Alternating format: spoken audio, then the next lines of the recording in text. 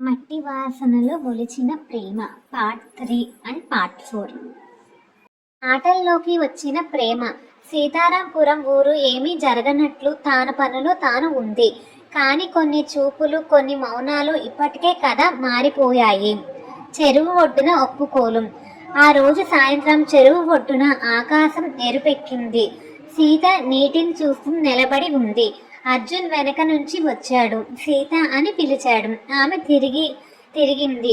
ఆ కళ్ళల్లో ప్రశ్న. నిన్ను నేను సాధారణంగా చూడలేకపోతున్నా అని మొదలు పెట్టాడు అర్జున్. సీత గుండె గట్టిగా కొట్టుకుంది. ఇది తప్పు అనిపిస్తుంటే నేను వెళ్ళిపోతాను అని చెప్పాడు. సీత ఒక అడుగు ముందుకు వేసింది. తప్పు కాదు అని అంది మెల్లిగా. అర్జున్ ఆశ్చర్యపోయాడు. అయితే అని అన్నాడు. సీత కళ్ళను తక్కువ చేసింది. ఇది భయం అని అంది. ఆ ఒక్క మాట ప్రేమని ఒప్పుకున్నట్టు. అర్జున్ గుండెల్లో ఒక తేలికపాటు. నాకు కూడా భయమే అని అన్నాడు. ఇద్దరు నవ్వుకున్నారు. అది చిన్న నవ్వు కాదు, నిశ్శబ్దంగా ఊపిరి పీల్చిన నవ్వు. ప్రేమకు పేరు. ఆ రోజు తర్వాత ఇద్దరు దాచుకోవడం మానేశారు. చెరువు దగ్గర ఎక్కువసేపు కూర్చుంటున్నారు. మాటలు చేస్తారు, మౌనంగా ఉంటారు. ప్రేమ అని పెద్దగా చెప్పలేదు, కానీ ప్రేమలో ఉన్నారు. ఒకరోజు అడిగింది, మీరు వెళ్ళిపోయాక మళ్ళీ గుర్తుంటానా అని. అర్జున్ ఒక్క క్షణం ఆగాడు. నిన్ను మర్చిపోవడం నా వల్ల కాదు అని అన్నాడు. సీత నవ్వింది. ఆ నవ్వులో ఆశ కూడా ఉంది, భయం కూడా ఉంది. గుసగుసలు. ఊరికి అన్నీ తెలుస్తాయి. ముందు చెట్టు నీడలో 2 ముసలమ్మలు మాట్లాడుకున్నారు. ఆ పట్నమోడు సీతతో ఎక్కువగా తిరుగుతున్నాడట. అవునట, అమ్మాయిలకి మంచిది కాదు. మాటలు నీళ్ళలా పాకాయి. సీత అమ్మకి ఏదో అనుమానం వచ్చింది. ఆ అబ్బాయి ఎవరు అని ఒకరోజు అడిగింది.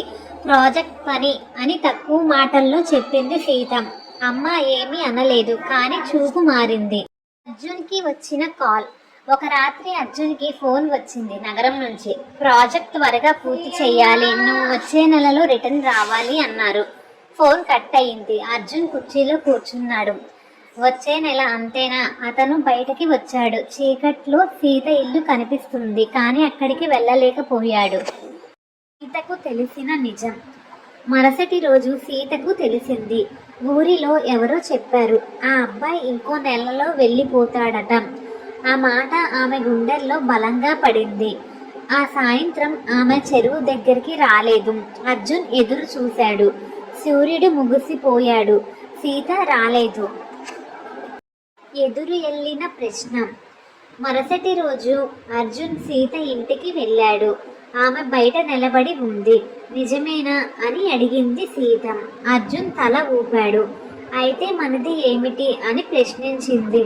ఆ ప్రశ్నకి అర్జున్ దగ్గర సమాధానం లేదు. నిన్ను తీసుకు వెళ్ళాలనుకుంటున్నా అని అన్నాడు. సీత గట్టిగా నవ్వింది. నన్ను నా ఊరి నుంచి తీసుకు వెళ్ళగలరా అని అడిగింది. ఆ నవ్వులో నొప్పి కూడా ఉంది. విడిపోవడానికి ముందు ఆ రోజు ఇద్దరు చెరువు ఒడ్డున కూర్చోలేదు. మధ్యలో దూరం వచ్చింది, కానీ మనసుల్లో ప్రేమ తగ్గలేదు. అది ఇంకా పెరిగింది. అర్జున్ ఒకటి అర్థం చేసుకున్నాడు. ఈ ప్రేమను తీసుకెళ్లడం కష్టం, ఇక్కడ వదిలేయడం కూడా కష్టం. సీత కూడా అదే తెలుసుకుంది. ప్రేమ ఇప్పుడు దాచిన భావం కాదు, బరువైన నిజం. ఊరు చూస్తుంది, కాలం లెక్కేస్తుంది. 1 నెల 30 రోజులు. ఈ ప్రేమ ఎటు వెళ్తుంది? గ్రామం నుంచి నగరానికా, లేదా మట్టి దగ్గరే ఆగిపోతుందా? మిగతా కథను పార్ట్ 4లో తెలుసుకుందాం. పార్ట్ 4. ఊరి మధ్యలో నిలిచిన ప్రేమ. సీతారాంపురంలో మాటలు మౌనంగా ఉండవు. అవి ఒక్కొక్క ఇంటి గడపలు దాటి హృదయాల వరకు చేరతాయి. ఇప్పుడు ఆ మాటలు సీత ఇంటి ముందు కూడా నిలబడ్డాయి. అమ్మ చూపు మారింది. సీత ఉదయం లేచింది. అమ్మ పాలు పోస్తుంది. మాటలు లేవు.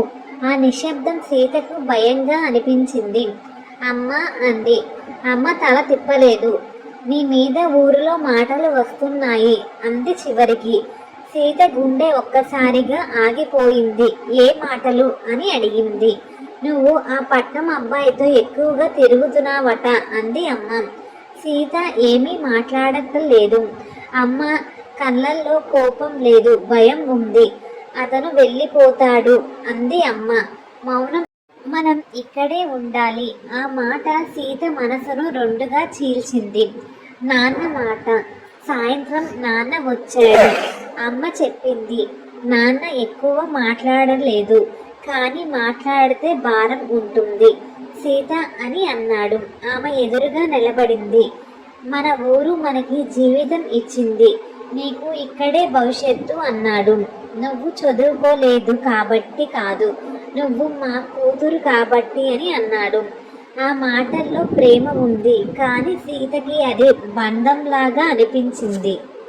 సీత ఒంటరి ఏడుపు. ఆ రాత్రి సీత బయటకి వచ్చింది. వేప చెట్టు కింద కూర్చుంది. చీకటిలో చెరువు కనిపిస్తోంది. అక్కడే తను ప్రేమను ఒప్పుకుంది. అక్కడ ఇప్పుడు తన ప్రేమకి గోడ కట్టారు. నేను తప్పు చేశానా అని తనను తాను అడిగింది. మౌనం సమాధానం చెప్పలేదు. కన్నీళ్లు మట్టిలో కలిసిపోయాయి. అర్జున్ ముందు నిజం. మరుసటి రోజు సీత అర్జున్ని కలిసింది.